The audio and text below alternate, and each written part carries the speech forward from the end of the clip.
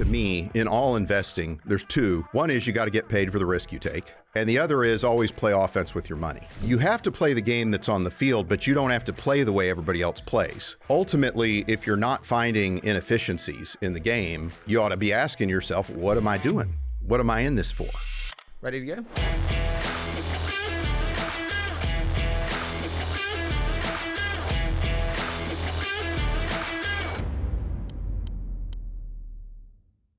Mike, I cannot believe that we finally get to do this in person. Dude, You've known me for 9 years. That's right. Yeah. Thank you so much for joining me. I've known you since probably before you got a lot of downloads. Oh my God, but literally, I think you and my mother were probably the first few. But I want to start with the seed ecosystem today because, I'm in it now. It feels harder than ever. And I just want to start with the statement of, do you think you can have a seed fund that's under $100 million today? Well, I think that you can, as long as you're way less than 100 million. So I think that you can do investments of less than 100K. And we've talked about this before, right? I mean, I imagine now with your major fund, Harry, you probably don't let angels come in for much more than 100K, right? No way, not a chance. Right? Like if you say, hey, I'm doing 750K funds and or 750K rounds, and I'm an angel, and Harry, let's go do deals together. You might say, hey, that's great, good for you. I'll see you out there. But are you going to do that person any favors? Probably not. No, right? No, but because with the 500K that someone needs from a smaller fund, I can get 5 amazing angels in for 100K each. Yeah, but I suppose if you're investing less than 100K, let's say Tim Ferriss comes to you and says, I'm willing to do 100K in some project that could benefit from his brand and publicity, probably 100%. Of course. And so if you say, hey, I'm doing 100K checks, I think that could work, but that's a fund size of probably $10 million, right? That's not 100. Why is your fund 150 when it was 70, 80? It's a long story, but basically to me, your fund size is your strategy. And I guess I'm kind of famous for saying that for a long time. I don't know if I've ever really expressed why that is. So here's why. The power law is real. And so people don't realize that Pareto is not just 80-20. It's a curve. It's a continuous curve. So 80% comes from 20%, but it's also true that 4% yields 64%. Because 80% squared is 64%, and 20% squared is 4%. And so when you have a fund, let's just use ballpark figures. Let's say you have 25 investments in a fund. Your best investment is going to have to return 64% of all returns. That one deal. So if you want a 5X fund, that one investment by itself needs to return, 64% of 5 times the fund in profit. And so that's why your fund size is your strategy. Your fund size is basically, it's kind of like if you're a pole vaulter. It's the height of the bar that you set that you promised to jump over. And if you don't jump over that height, you have a bad fund. Did you ever feel like your fund size was not aligned to your strategy? I never really did. It's weird. We're better at 150 million than we were at 75. But that was really, I don't think that was really due to fund size. So like if you trace our history, our first couple of funds were just awesome. And we just tapped into the zeitgeist and hit the market at exact right time. I was making a video this morning for Josh Koppelman's 20th anniversary. And I just marvel at the fact we used to hang out at Ilfernio and just marvel at the fact that nobody realized what a great business opportunity this was. We're like, are we just stupid? Or are we just, having delusions? Because nobody seems to think this is a good idea. And this just seems like one of the opportunities of the century, just right here. And every time I would see something, I'd show it to Josh. And every time he saw something, he showed it to me because neither of us had any money. And so we were just seeing all these things. Well, fast forward a few years, I'm on 22 boards. And I just didn't have the sharpness of mind. When your phone's blowing up all the time, and if you're on 22 boards, it's blowing up all the time. There's always something totally screwed up. You're not as awake to the possibility of what Pinterest could be when you get pitched by Pinterest, right? And so, our next 2 funds at about 75 weren't as good. And I remember at the time having some angst about it. So we flew out to Yale because the Yale Endowment is one of our LPs, and went to Dave Swenson and said, hey, look, I'm going to have regrets if I don't tell you. Here's the mistakes I think we're making and what we're going to do about it. And part of it was sort of getting our fund size to an amount where we thought that we could really execute our model well. But we made some changes. You know, we changed the way we did follow-on investing. We had a dedicated partner, Iris Choi, do follow-ons, and that's all. And she's accountable for follow-on returns, which more seed funds should do. I don't understand that, if I'm totally honest, because the point of the follow-on, so we don't do follow-ons at all. If you look at the data, bluntly, we grossly overestimate our ability to pick our winners. But the point is you have asymmetric information and you should be able to pick better because you know the company better. So why would you lose that asymmetric information? Pro rata rights are a right. And so the high order bit to me in all investing, there's two, right? One is you got to get paid for the risk you take. And the other is always play offense with your money. And if you're a seed fund, in theory, your first checks, you're playing offense with your money. If you're not, you've got no business. You're just not in business, right?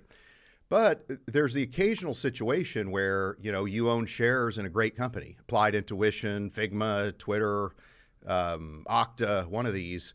And sometimes you just kind of know, right? And yes, the prices get bid up, but great firms are coming in. You have a choice to decide whether you want to exercise that right. And keep in mind, it's a right that you have that nobody else has.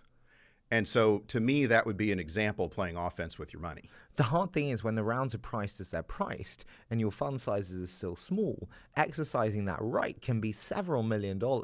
Correct. So what I came to believe was that the first question you got to answer is, do I want to do follow-ons at all?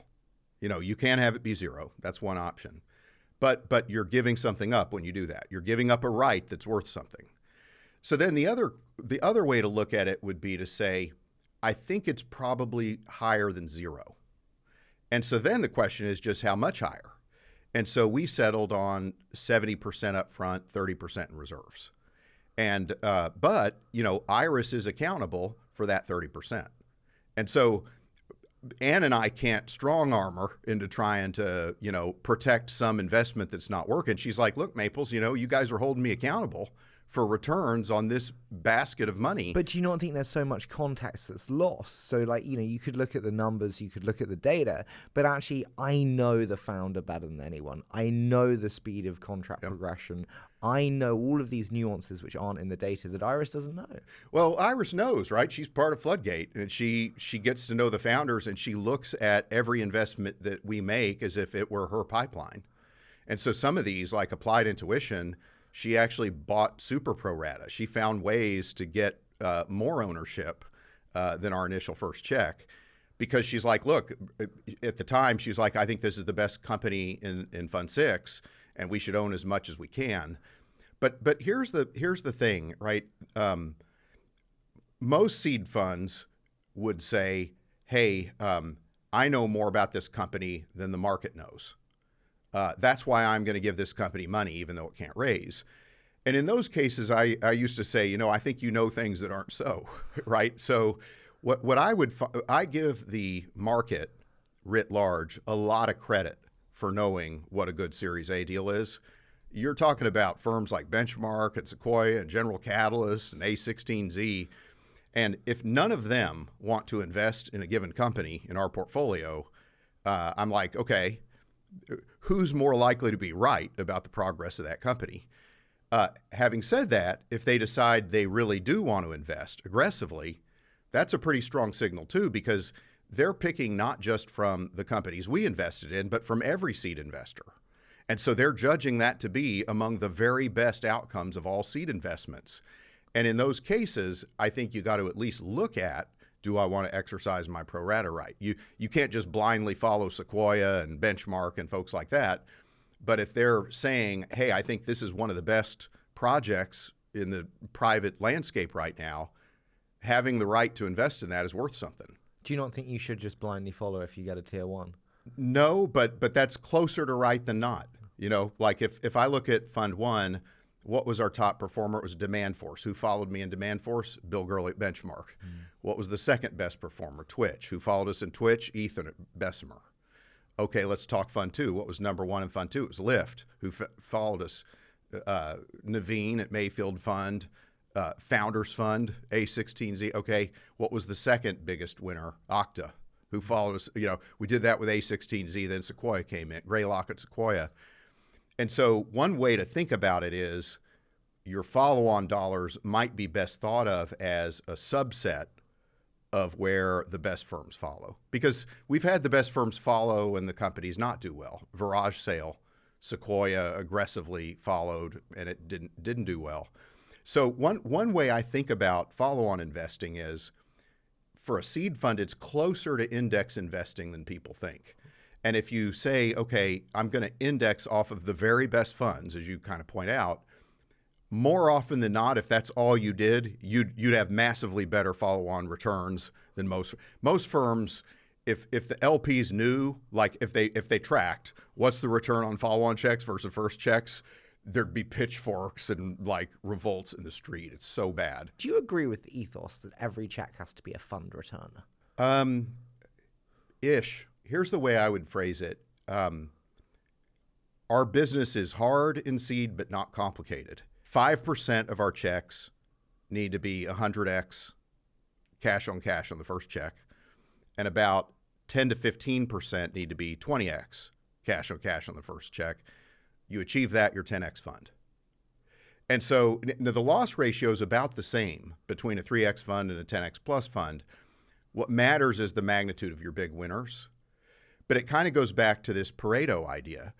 If your best company returns, say, 64% of your fund, the follow-on check in that company is going to probably be a 20-bagger. The hard thing with this assumption is that it presumes that you know outcome scenario planning, and you never know how big your winners can be.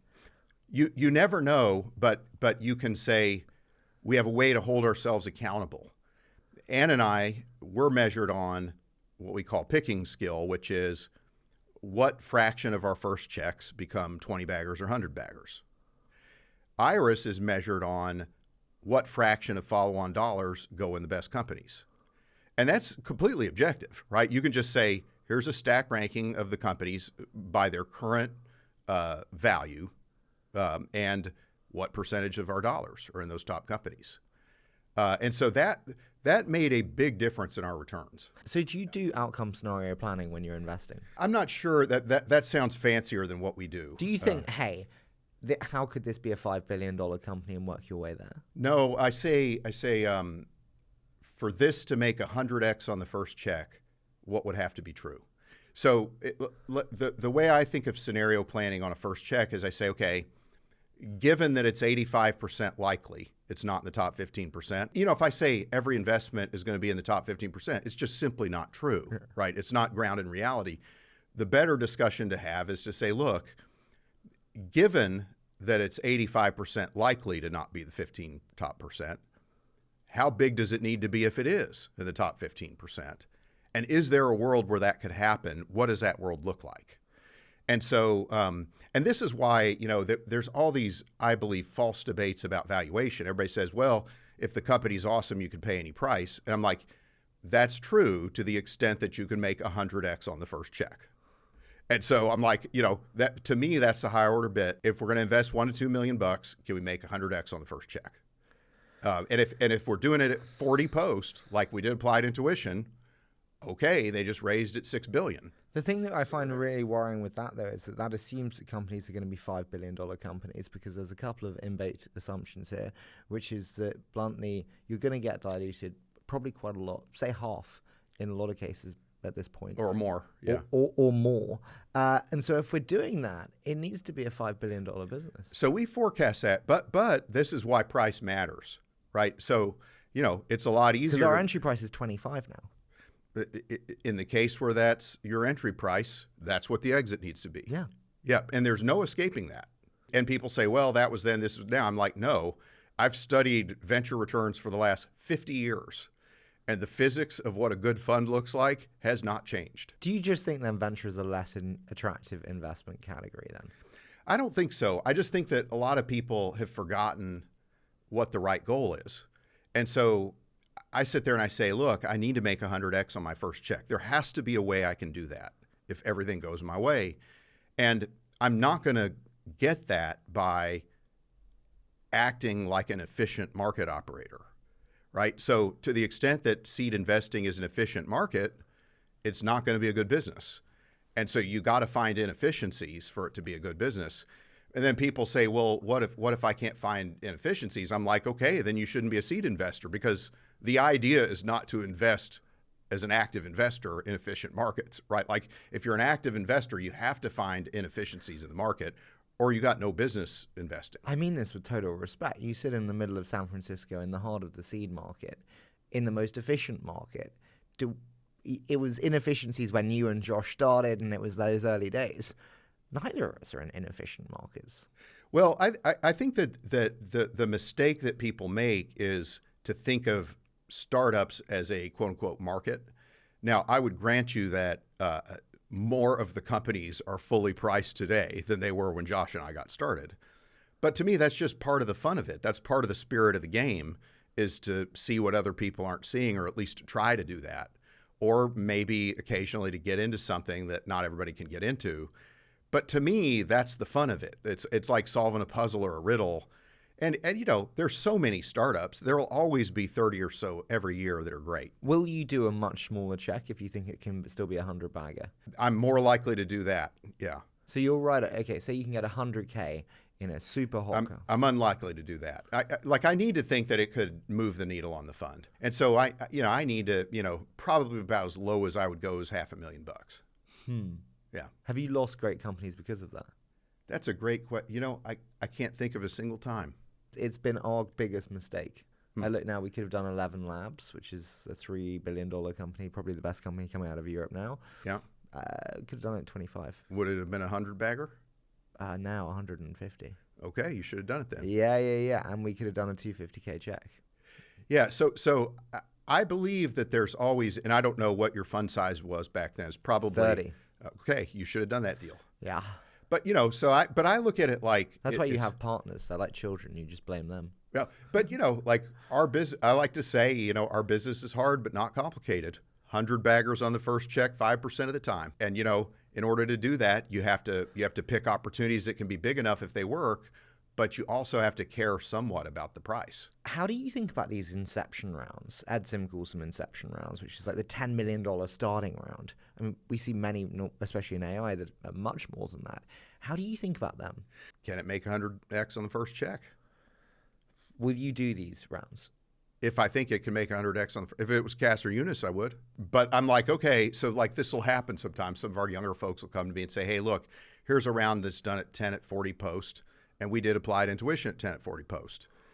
Then I say, okay, is the founder Cass or Eunice? And because I think Cass is one of the best founders I've ever worked with.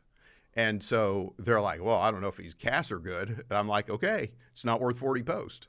And so, 40 post was like a real stretch for us. And we're like, this company is going to have to be worth north of $5 billion at least for that bet to have been justified.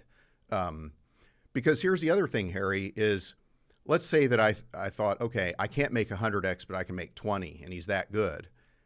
There's an opportunity cost, right? My fund, I only get 40 shots on goal.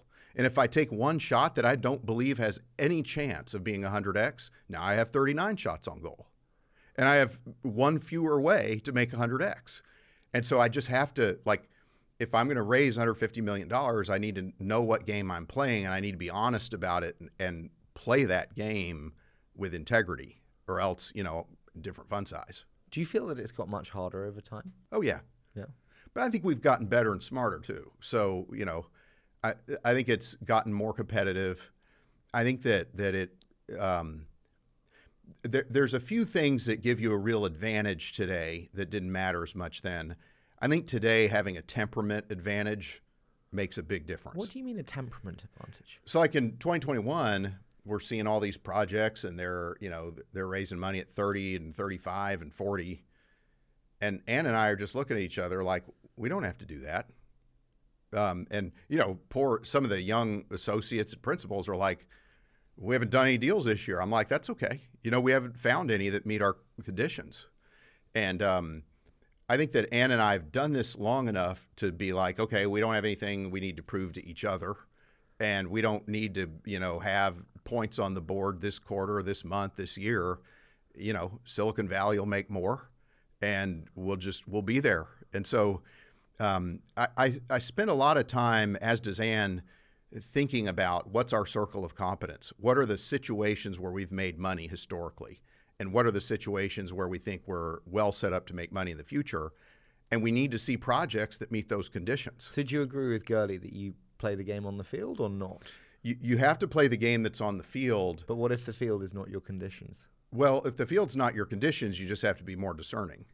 So, Buffett said it well once. Investing is like a game where there's no called strikes. And so you can just let pitch over pitch go by. And everybody says, swing, you bum. Everybody else is swinging. And you just say, no, I don't have to swing. I don't see my pitch. I'm just going to wait until a meatball comes over the plate and just swing at it with all my might. And if one doesn't come, well, I'll wait. Some will someday. And this is a great way to think about pacing, because in 2009, everybody was in the fetal position. And Ann and I were seeing deal after deal where we're like, this totally meets our criteria. This is awesome. Ann funded Lyft at $5.5 million post money. How big was the check? She wrote $750K. Wow. So she did pretty well on that, right? She made like, I don't know, 250X maybe on that investment. So that was good. But we were in an environment where people were afraid to invest. People thought the world was going to come to an end. But because we were like, okay, this is the type of project that we think is attractive. When we see one of those, we don't care what the market's doing. We're gonna say yes to those. Similarly, in 2021, I only made one investment the whole year. This company, Hadrian, and why is that? Well, I just didn't find any companies that met my criteria. And so one thing that's interesting about having a circle of competence, and I actually learned this from Buffett and Munger, is if you know what your circle of competence is, if everything's systematically overpriced, you do fewer deals because fewer deals meet your conditions. If everything's systematically underpriced, you do more deals. But that's the situation you want to be in. How do you think about when playing the game on the field is just fundamentally a new game? And what I mean by that is, when you look at AI today, the prices are nuts. The fervor, the excitement is nuts. But if this is the next generation of technology, as everyone is told, and this is the most exciting time in 30, 40, 50 years, Benioff says the most exciting time in his career. You have to play the game that's on the field, but you don't have to play the way everybody else plays, right? And ultimately, if you're not finding inefficiencies in the game, you ought to be asking yourself, what am I doing? What am I in this for? That's what we're paid to do. We're paid to find opportunities that are going to make money. Nobody's interested in indexing the broader overpriced seed market, right? Like that's not a good business. And so you got to find attractive opportunities. For us, a lot of that in the AI arena has been some of these enterprise, so Applied Intuition was one. A more recent one was, Cicero, which is another one that's doing really well. But we had a very specific set of conditions for what kinds of AI investments we would do and not do. Were they crazy priced? No. Well, Applied was expensive. It was 40 post. When you look at your best deals, have they been the most expensive? No. Actually, the reverse is true, but I don't know if that would still be the case. Were they hot? Only, Applied was hot. Kasser would have raised money from anybody he pitched with that idea. He was that good and his idea was that good. He was that well prepared. So he pitched two firms, got term sheets from both, decided to work with Mark. Mark joined the board.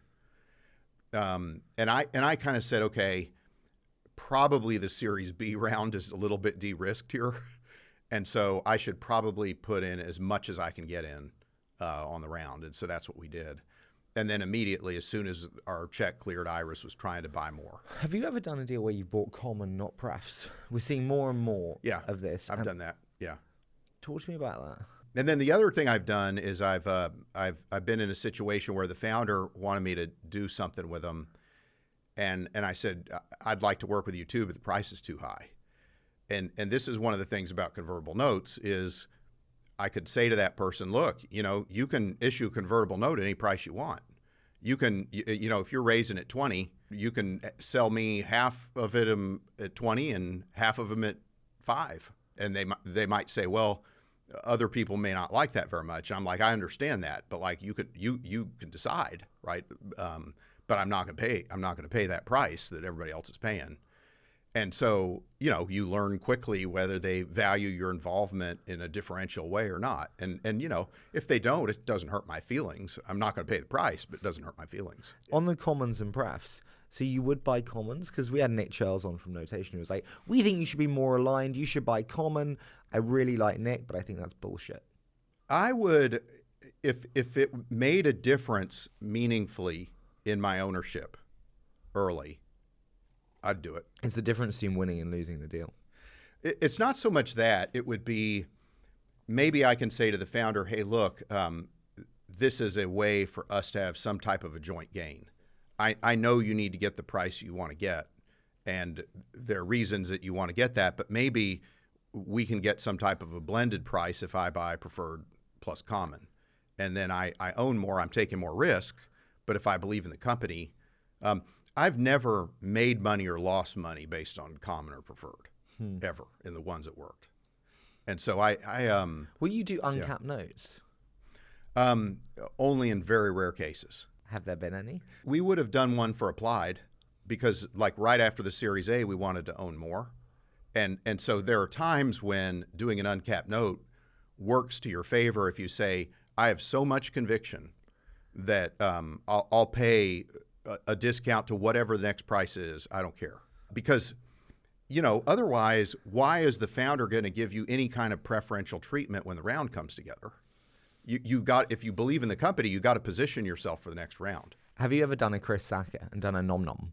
I call it the nom nom, which is when you go to Twitter employees and you just eat up everyone's early stock. I've never done that. No. I was tempted to at times, but I never did. You said there about kind of Anne's incredible investment, $750 into Lyft, and whatever that was, a 250x. You got to sell for that to be a 250x, respectfully, Mike, because I don't know what Lyft's market cap is today, but it wouldn't have been a 250x if you sold today. Yeah. How do you know when's the right time to sell? Yeah, so I think that there's a couple of things. And by the way, this is something we haven't really talked about yet that is good for seed. So let's imagine it's 2015 and Lyft stock at the time in the private markets was about $25 a share. It was worth more than it is today by a meaningful amount. At the beginning of the year, we said, we need to sell some of this because we're behind $1.5 billion preference stack. We're in this thing at a $5.5 million post my valuation. We're competing against Travis Kalanick, who's a freaking maniac, who I respect a lot, but I'm like, he's not a fun guy to compete with. And this thing is going to impact our fund, right? We are way in the money on this thing. Mm. And so Anne had a Post-it note on her monitor that said IQ test. And we put it on in January that year. And the IQ test was, I need to find a way to sell some of our Lyft stock this year. So she ended up selling a fair chunk of it. I don't think half of our stake, but a fair amount in 2015. So one thing I think that a lot of seed what funds, price? $25 a share, let's say 4 to 5 billion, something like that. Okay. Yeah. So, but it was, it was really good. Like the highest it ever got that was returns like the 75. fund straight away, no? Yeah. Oh yeah. So we were like, okay, we need to sell enough to return all of fund too. So she did. And so one thing that I think a lot of seed funds don't get is there's two ways to make money. One is on entry pricing inefficiency, but the other is to arbitrage exit price inefficiency. And like with Lyft, A16Z was in Lyft. They couldn't have done that because the problem is A, it would have sent a signal, and B, selling a couple $100 million or whatever, it doesn't matter to A16Z. It doesn't affect their fund enough. And so one of the things that seed funds can do is they can start to say, hey, is the market about to value this thing as if it executes perfectly for all the next 5 years? Because the capital markets are such that there's so much money that a lot of these companies, no matter how exciting they are are going to get fully valued as if they're perfect for a very long time. Do you think there's exit price inefficiency today, given the incredible excitement around AI? So that's the thing, right? Like, this is the other thing I found, is that when the times you should be selling into some of those rounds, everybody wants a share of the company. So like what I learned was that it's actually a win-win for the founder, because you say to the founder, you can't just do it on the fly. You can't be transactional. But if you say to the founder, hey, look, let's be realistic here. You're better off in the fullness of time if certain players are in your cap table and not a seed fund, Fidelity or, folks like that. So what do you say we get strategic about it? How about we put ourselves in a position where we can get somebody like that in when you raise your next round if it clears a certain threshold? And what usually ends up happening is at first they're like, I don't know. But what ends up happening in reality is by the time the round comes together, the founder's coming to you saying, dude, you got to do me a solid. You said you were going to sell. I need you to sell more, because everybody becomes pigs. Everybody wants in. Nobody pays attention So ironically, the times that it's easiest to sell in these really up rounds is probably the time you should think seriously about it when you're a seed fund. And you don't want to, I call it, Iris came up with a term for it actually. We call it an initial liquidity event. So it's an event that has the same impact on fund economics as an IPO. So it can't be just, 10 million here, 15 million there. It's got to be something where it has the same impact on your fund as if the company went public. The counter to that, if we were kind of just jousting intellectually, would be, Brian Singerman often has talked to me before about the value of the next double. And actually a company going from 2 to 6 billion is much easier than having another 4 billion in enterprise value gain in the rest of the portfolio. And actually it can happen quite quickly. Yeah. And if you look at Bessemer selling all of their Shopify stake at whatever it was, 2 to 3, that was probably the worst financial decision ever. They will say the same, I'm not. Yeah. You never make a trade that you don't somewhat regret. Unless you just sell at the top. Right, but you crushed it with Lyft, Mike. Yeah, but Lyft traded up to like 75, and when it went public and lockup, we got out at like 75, and so we would have done even better, but it was still the right decision. It was still the right risk-adjusted decision, right? Because once your fund's in the carry and you're in the money, and it's like you've still got that upside. And so that's so first of all, does your psychology change when you're in the money? I think it does a little bit, but I think that the other thing is, it's like you get into these situations where the variance in the potential outcomes is so great. So I agree with Brian Singerman in one sense, which is some of these things can ride a lot farther and higher than you think. I agree with that. The issue, though, is that sometimes both can be true, right? You can be in a situation where you're 100 times in the money in 5 years, and no matter how good the company is, it's just valued to absolute perfection, right? And so in those cases, I look at it like, even if the Brian Singerman outcome happens and it doubles again or even quadruples again, just have enough stock so that you're going to benefit from that upside too. But I just think that when you're 100 baggers are pretty rare, right? I keep track of them. So I have a list I can show you on my laptop, right? 100 baggers of the last 20 years. How many have you got? There's a little over 100 that are exited, and there's a little over 100 non-exited that I track. Most of them I don't track because I don't think they're real. How many 100 baggers have you got? I've only got like 3 or 4. Okay. So Twitter would have been, Twitter was a little over 300x. Ann gets all the credit for Lyft. That was like about 205x. What else? Applied is probably encroaching on 100x in the first check. Twitch got close, but not quite there. It got to 94x. And there's a few others that I think have a shot. Would you start to sell Applied when it gets to 100? Yeah.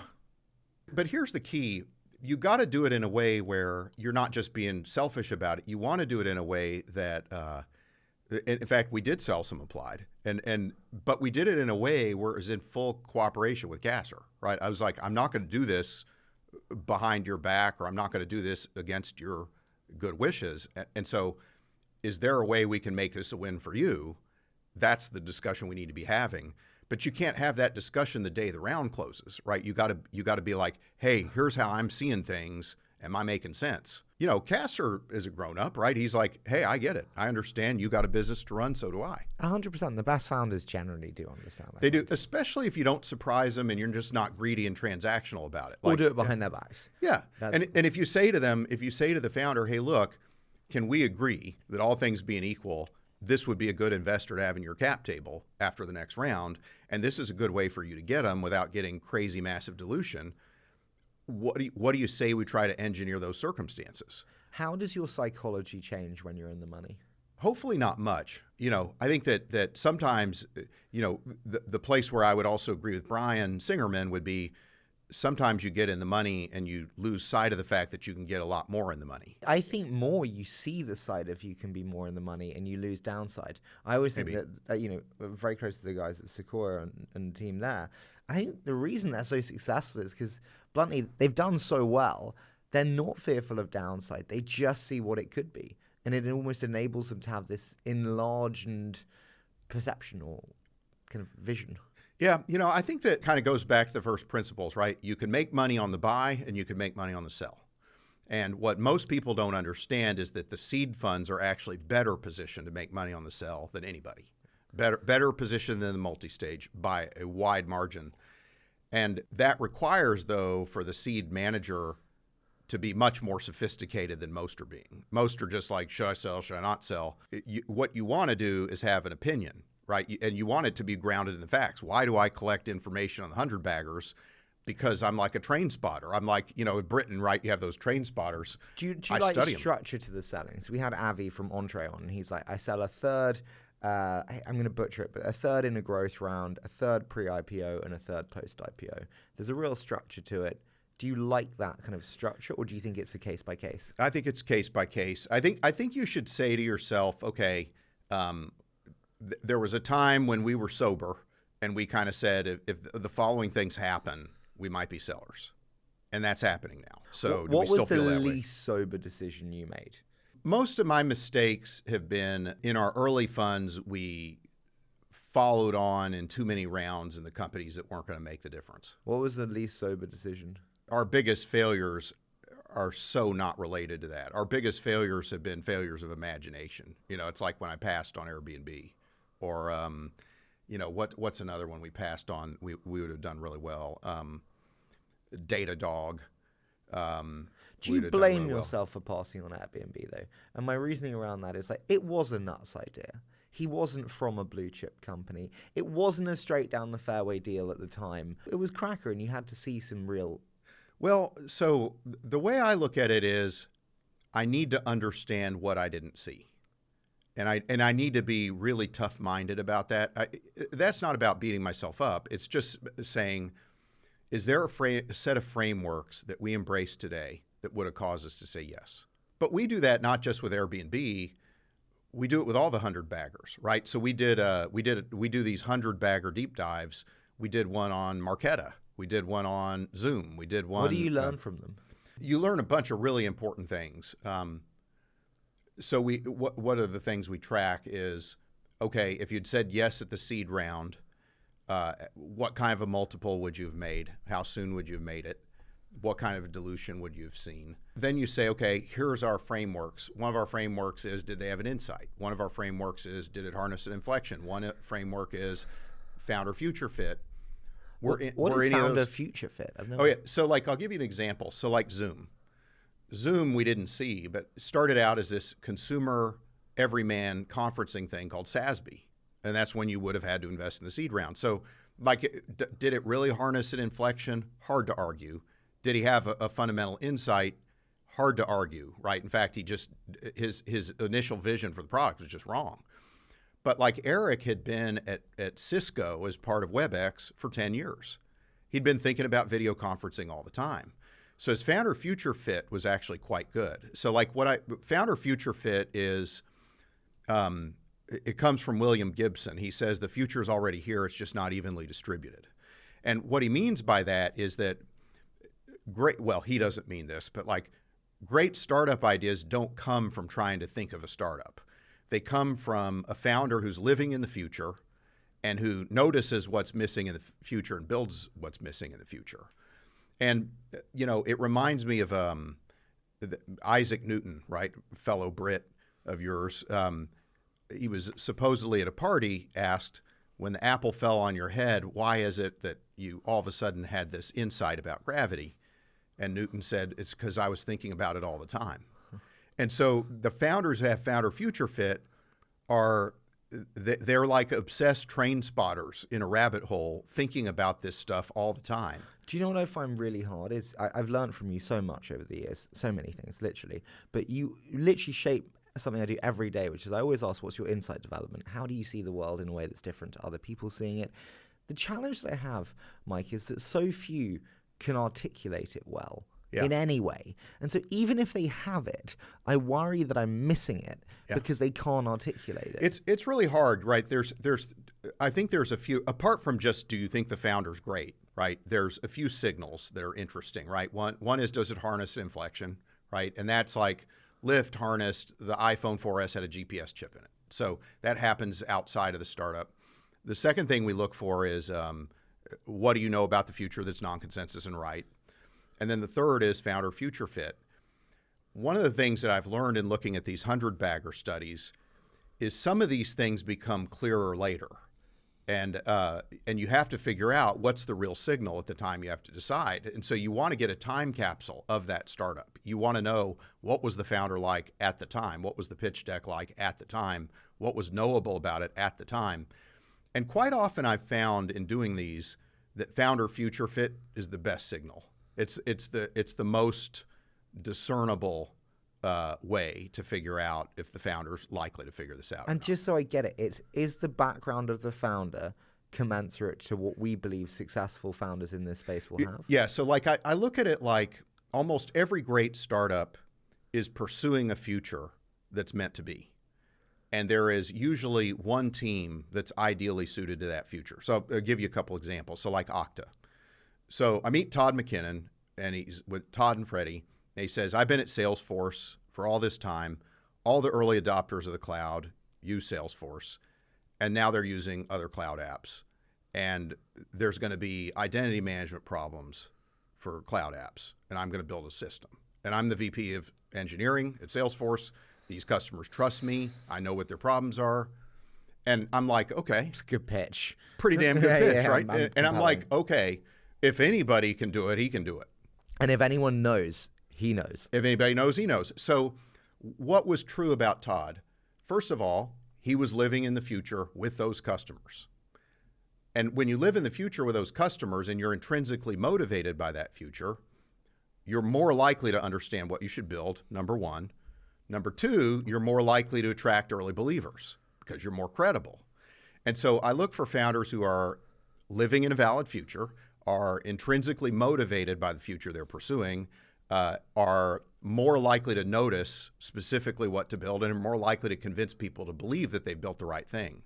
And if that team is present, I say, is this team the most likely team in the world to make this future real the quickest? Does that exclude first-time founders who've not done anything before? No, because let's take one, Mark Andreessen.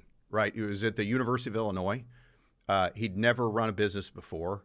He was in a supercomputer lab, and at the time, the internet had just been made legal for business, so it could only be used at universities and academia. And Mark is trying to make a collaboration software for a team of researchers, and so he starts tinkering with the early technologies of the World Wide Web, and he creates a browser. But was Mark going after a market for browsers? Heck no, right? Like Mark didn't know what markets were at the time, right? He was just trying to build what was missing about the internet. He was trying to make the internet immediately more useful for him and his team. So why is that important? Well, Mark was living in a time machine. It turns out that he was using machines similar to the machines everybody would have soon. He was on a network similar to the kind of networks everybody would be on soon. And he was using the type of web protocols everybody would be using soon. And so his knowledge about that domain knowledge of the future was more important than any business person's knowledge of improving the present. Everybody thought AT&T is going to build a digital highway, or that Time Warner or Microsoft Network or AOL, or maybe the government should build the digital superhighway. Everybody just assumed it would be a top-down extension of what is. And nobody assumed that some kid making minimum wage as a programmer in a supercomputer lab would have the better answer. It wasn't going to be tops down. It was going to be a messy bottoms-up web of stuff. And that was the paradigm. That was the winning paradigm. Mark's advantage was not born of his experience in business. It was born of his experience with the future. Where is your biggest weakness in how you analyze founders today? My biggest weakness has always been that I'm too optimistic about whether people can pull it off. And it's just exceptionalism is so rare, and so few people are truly great. And so few people just have the willpower and the grit. Will you invest in people if you don't like them? Oh, yeah. Yeah, it has nothing to do with it. Yeah. I think that there is an aspect of great founders quite often where they're disagreeable. Because when you think about it, a breakthrough startup is a provocative act. It's a disagreement with the present. And the more of a breakthrough it is, the more disagreeable it is. And so quite often these founders are disagreeable people because the present will fight back, and it won't fight back fair. What do you do when you lose faith in a founder? When you invest in a company, they don't turn out to be what you thought. I have this saying, detach with love. So I'm like, hey, it seems like I'm not able to help much here. If that changes, let me know. But I'm not just going to sit here and tell you that you're not doing a good job and that we disagree about everything. And so that's okay. It's nothing personal, And if you change your mind and I can be helpful, let me know. Do you find that the messy middle is where the most value often lies? I've found that, the winners, very clearly from the offset, actually are in the messy middle, because the ones that really break out, Clubhouse, Hopin, Be Real, it's unsustainable. And then the losers are very clear. But you can't affect it that much regardless. I've never worked with a company that got product market fit that wasn't wildly successful. And so that's kind of the only thing in the early days.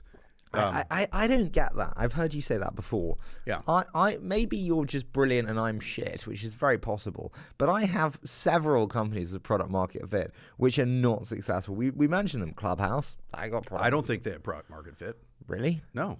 I mean, they have millions of users engaging daily for hours at a time. I mean, I would say that was product market fit. Do they still? Absolutely not. So they didn't. They just had a temporary, they were like a solar flare. So then what sustainably define product market fit? It's funny. I was talking to Baiju Bhatt last week, one of the co-founders of Robinhood. I like him. Yeah. Love that guy.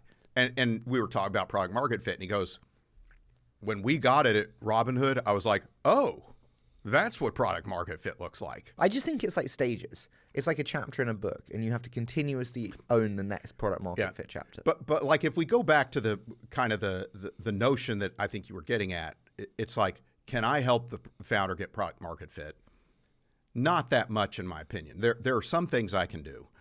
Part of what I can do is addition by subtraction. I can remind them that no matter what everybody's saying, that is the thing. It's like Vince Lombardi used to say, winning isn't everything, it's the only thing. Product market fit isn't everything, it's the only thing, right? Like, get product market fit, eliminate distractions, right? And what can I do to help?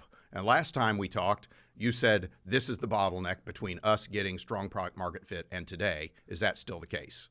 How can I be helpful there? The other thing, though, is, and I've heard some of your prior guests get to this, being a founder is not a fun job. If you're doing it for real, it's almost like being an artist. Sometimes it's almost more of a curse than a blessing. And it's almost like you have to do it because you're called to do it. But it's a hard freaking job. And it's not a fun job. It's a shit job. One of my biggest concerns right now is that we are seeing a generation of growth investors, or funds that were Series A who've now raised billions and billions, who assume that the efficiency of dollars is the same regardless of company stage or how much they have raised.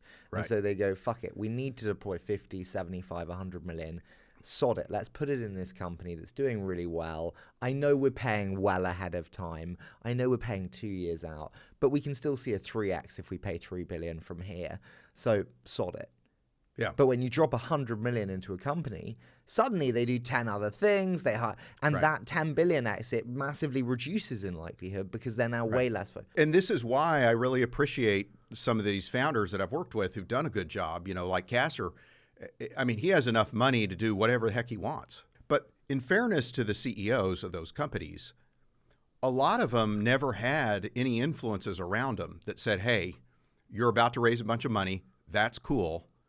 But like, let's not, you and I, be breathing our own fumes. We don't have product market fit yet. We don't have an objective way to say, yes, check the box, we have product market fit.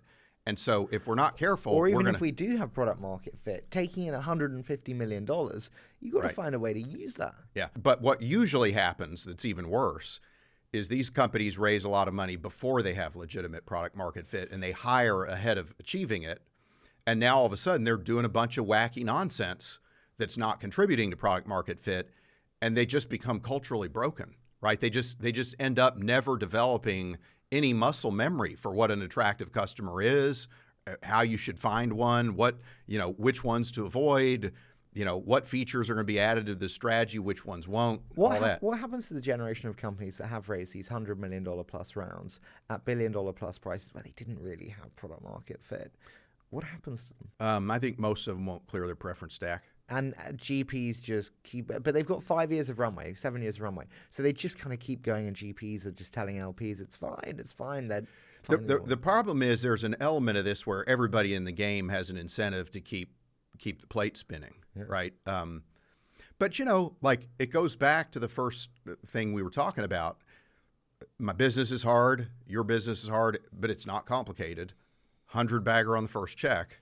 And it's like, if we get 1 or 2 or 3 of those in a fund, we're going to be successful. Have you ever had a company without product market fit be successful? Yeah. What one comes to mind? We had one that was struggling, and we were about out of money. It was Co-Tweet. And so this is kind of a funny story, actually. So talk about in the U.S. football, right? I have this expression, I call it a forward fumble. So Steve Anderson of Baseline is talking to this company, Co-Tweet, and he's like, hey, what do you think the valuation ought to be? And I said, I don't know, man. They don't have a lot of traction. I don't think I would do much more than $3 million pre if I was you. So Steve comes back and says they accepted our offer. And I was like, what do you mean our offer? I thought you're just looking for my just insight about just what the price ought to be. I didn't say I was offering anything. And he's like, come on, dude, you can't leave me hanging now because, Jesse's like, we're both in this thing. And so I'm thinking, shit, and it's like, I really like Steve a lot. And I think he's really, really a great guy, brilliant. And I was like, I'm kind of interested in it, I guess, and I don't know, and I need to think about this. At least the price is pretty good. So we do this thing together. How big was the check? I probably put in a few $100,000, and Steve put in more. So now it's not that much later, and Co-Tweet's pretty much out of money. And Steve's like, hey, we kind of got this problem. We're almost out of money. And I'm thinking to myself, damn it, I can't believe I let him talk me into this. This is the dumbest. I'm never going to make this mistake again. And then next thing I know, Steve says, hey, well, it looks like ExactTarget is going to buy this company. And at the time, I've never heard of ExactTarget.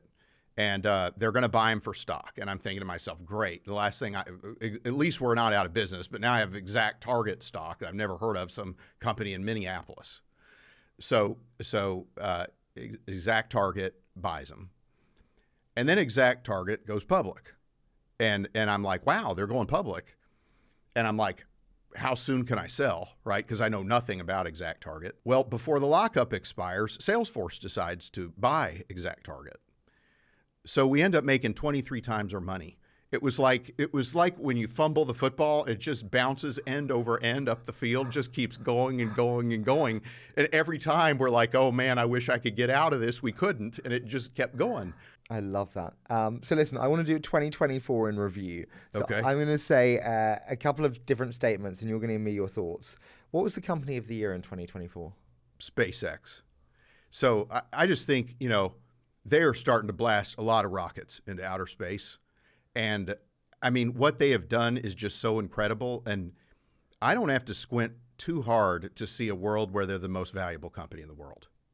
I mean, because if you're the most important, dominant company in outer space, that's a big deal. And like, you look at like North Carolina, has this hurricane, and we've passed some, what was it, $40 billion build broadband better bullshit bill that nobody's built any broadband connections I'm aware of.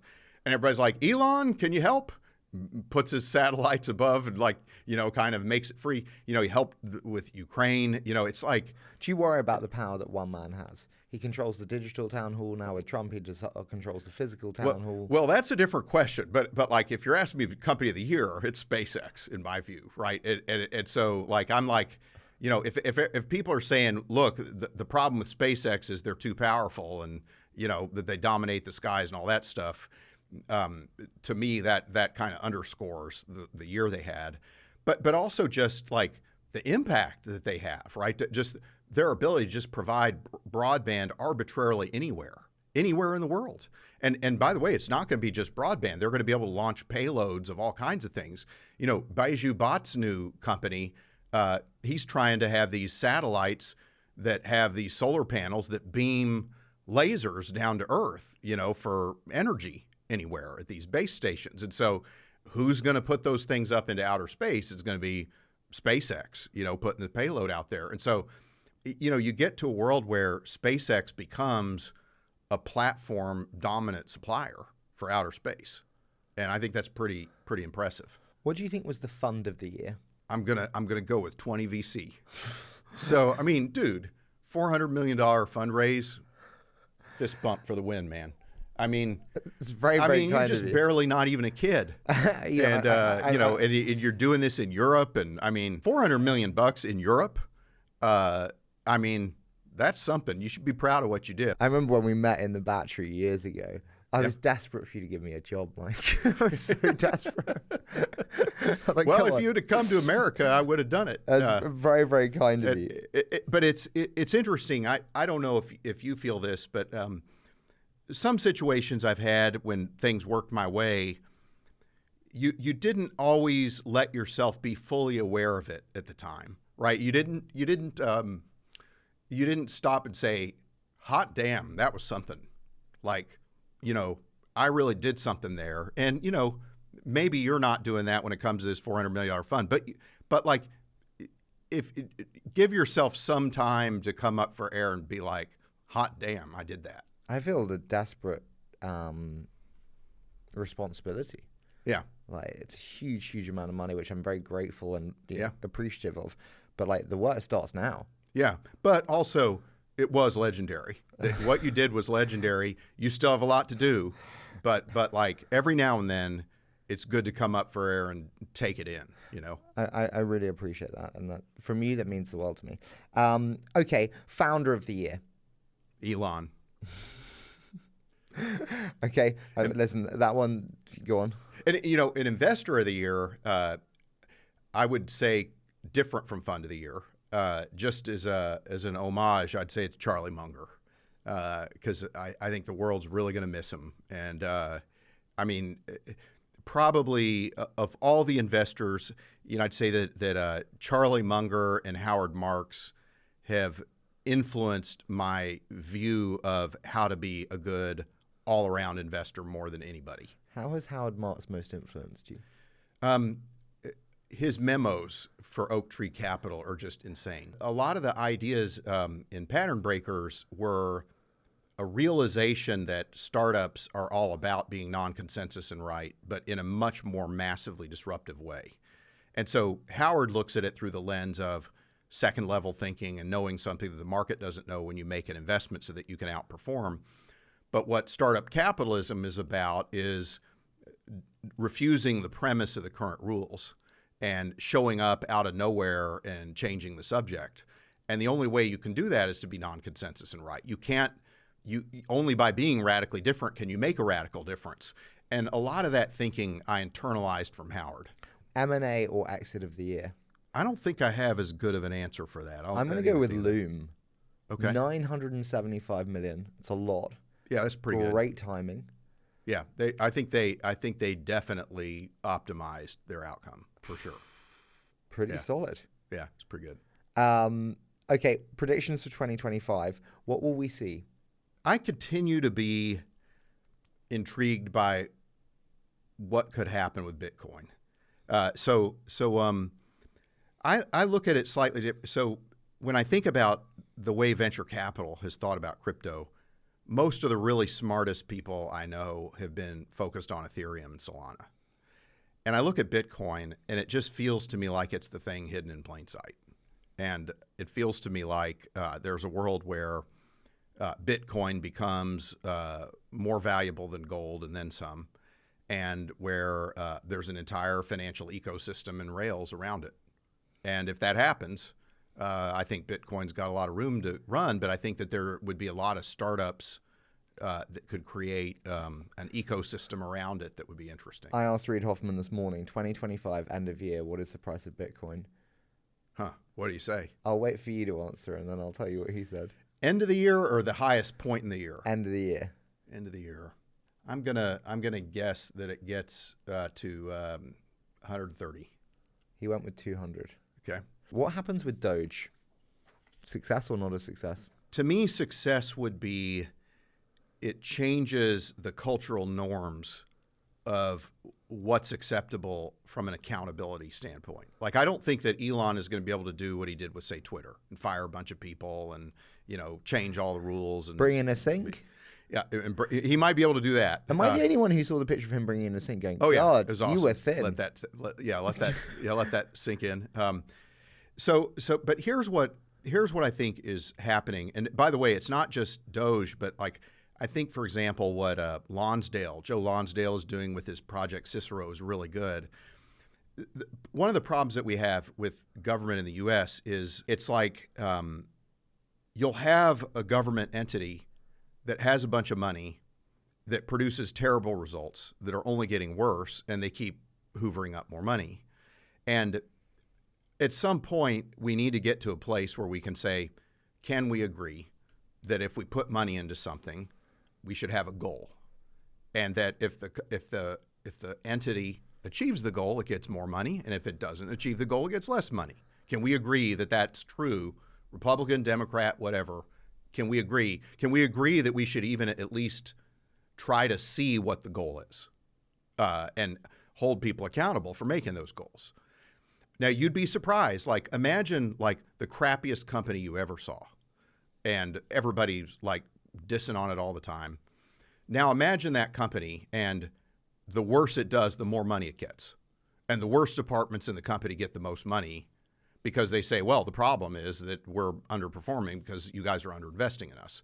That's what like so much of the government is like today. And so it's not just Doge in terms of the federal government, what Elon's doing, what Vivek Ramaswamy's doing.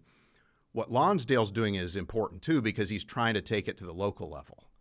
And what we need, like, you're not going to be able to solve this stuff overnight, but what you want to create is a culture and a set of mechanisms for accountability and for a natural way for things to recede when they're not effective.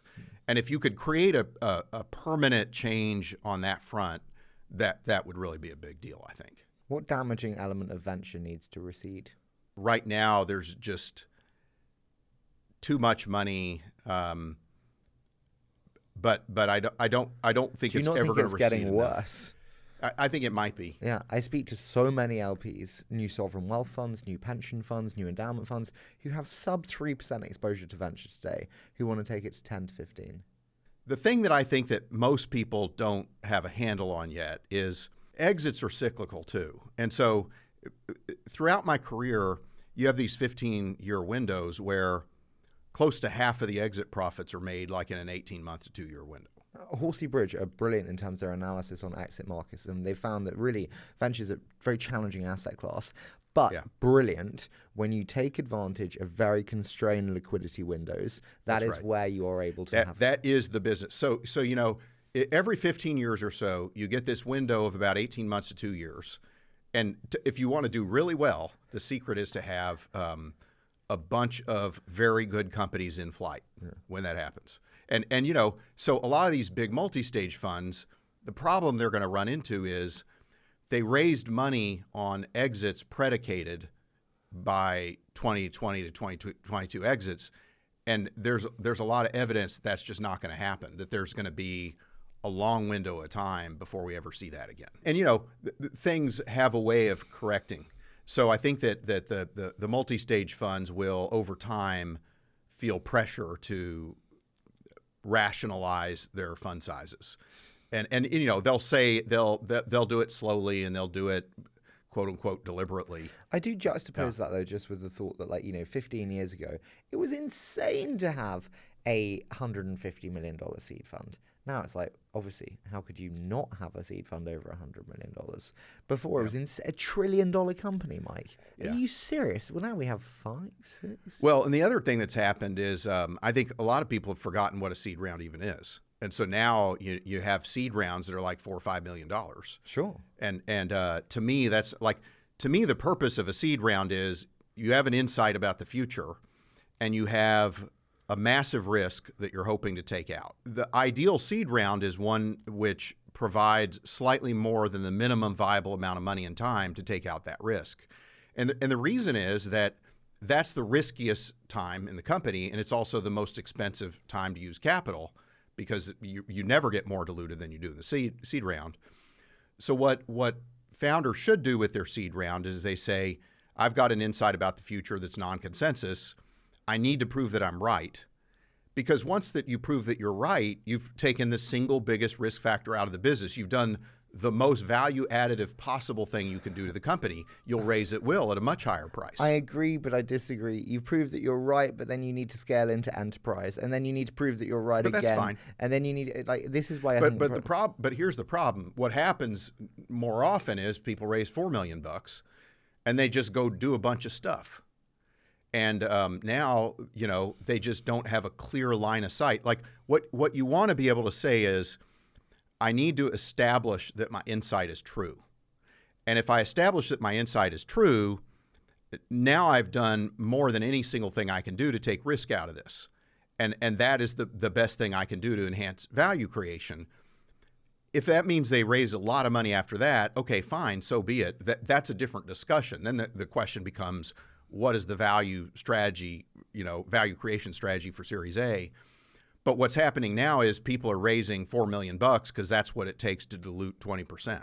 And that's just stupid. It's not a good way to get started, and it hurts the founders even more than it hurts the VCs, because the one thing you never get back as a founder is your time. And if you raise $4 million, you're 3 years in, you're doing seed extensions, you've hired a bunch of people, you're much better off. If the insight was wrong, you're much better off knowing that within a year.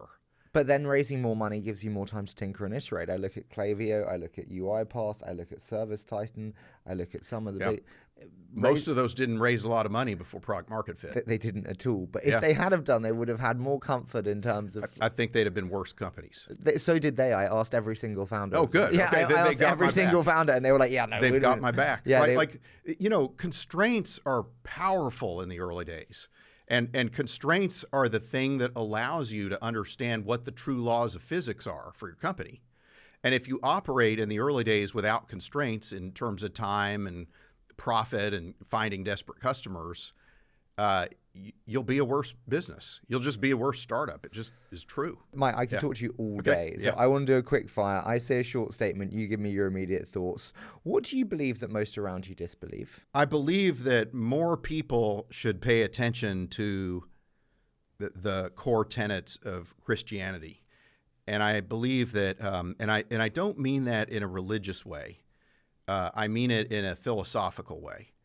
So there were some things that Christianity introduced to the world that were important. One is this idea of the forward notion of time rather than cyclical time. The other thing that Christianity introduced was human rights as an inalienable right. The other thing that it introduced is this idea of unconditional love, which is a little bit harder to explain in a soundbite, but it's sort of this idea that real love doesn't have conditions, and I think that those ideas are really important for sort of. Do you believe that real love doesn't have conditions? I do, yeah. But if you don't set the boundaries to your love, then someone will. Yeah, so boundaries are different from conditions. So like a condition would be, I get my feelings hurt somehow, so I say something intentionally mean to hurt you back. Well, if you buy into the premise of unconditional love, you'd say it would be irrational for me to ever do that because I love this person. Why would I intentionally want to harm that person? If they say something bad to me, I can say, hey, look, something's clearly going wrong with this conversation. We need to have this conversation some other way because this isn't working for us. But like unconditional love is a really powerful way to think about stuff because it causes you to realize that if you love somebody, that you always want what's best for them. That doesn't mean you always agree with them. That doesn't mean you always put up with their crap. But it means that you sincerely want what's best for them no matter what they do. And that you try to show up in the world in a way that that's true. And one of the things that I really like about the teachings of Jesus was he basically said that, how do I describe it? When you step back, that's really true about everybody, that you should try to be that way about everybody. That doesn't mean if somebody's hostile to you and you got to defend yourself, you defend yourself, but you do it through the lens of saying, I regret the fact that I have to harm you because you've made a choice that gives me no alternative. But what you try to avoid is calling them names and, all this other stuff. And so I think that is a really profound idea. And not enough people have internalized that idea and how powerful philosophically that was. But like everything around us in the Western world, much of it came from Christianity. And by that, I don't mean Jesus is a religious figure, but Jesus is more like a philosopher king. I saw a picture of your father, and he was a very early Microsoft employee, I think, wasn't he? Yeah. What was your biggest lesson from your father? That's another good one. It was wonderful pictures. Do your best. So what my dad helped me realize, in another Brit, Adam Smith. Did you ever read The Wealth of Nations? Yeah. Yeah, it's pretty good, right? Fantastic. Pretty legit. And so one of the things that he talks about in The Wealth of Nations is this principle of comparative advantage. I think most people have the wrong idea about competition. So like if you think about it, you have your strand of DNA, I have mine. Nobody in human history has ever had the same DNA as anybody else, ever. And so that means every single one of us is like a node on a network, completely unique, which means that everybody in the world, everybody, I don't care who it is, has some set of comparative advantages. And so the failure mode that a lot of people get into is they try to be the best. But what I learned from my dad is that what you want to do is do your best because there's only one you, and you can't be better than your best. So like, for example, I think Peter Thiel is really smart, but I'm never going to be better at seed investing than Peter Thiel by trying to study, Strauss and like Goethe and like Nietzsche and like all these historical economic sort of trends and macro stuff. Like that's just like he's going to beat me at that game. But if it's like who's the better philosopher king about seed and like what makes greatness in a seed round and what makes greatness in a startup, I think I can win that game against anybody, right? And so like what I learned from my dad was that you as a person have intrinsic motivation. You as a person can provide something that the world wants, that values, that you can get paid to do. And part of honoring the limited time you have in this life is to figure out how to show up every day to honor the gift of your time by being your best, by doing the best you can do. Final one, and It's a hard one, but I find it quite revealing. What about the way that your parents brought you up? Did you deliberately decide to do differently in the way that you bring your children up? The one thing that that I think would have been good would have been, and I still need to do better about it, but just to get outside more and do more sports and stuff like that. My dad was very cerebral, into computers, and everything we talked about was computers and the computer business and programming and stuff. We didn't, I mean, we played baseball and stuff and hung out together outside, but he was not like into sports, and so that's something that I'd like to do a better job of over time, is to kind of promote that a little bit more. Mike, I could always chat to you all day. It's such a joy to have you here. Thank you so much for doing this. Thanks for having me, Harry. Thanks for putting up with me.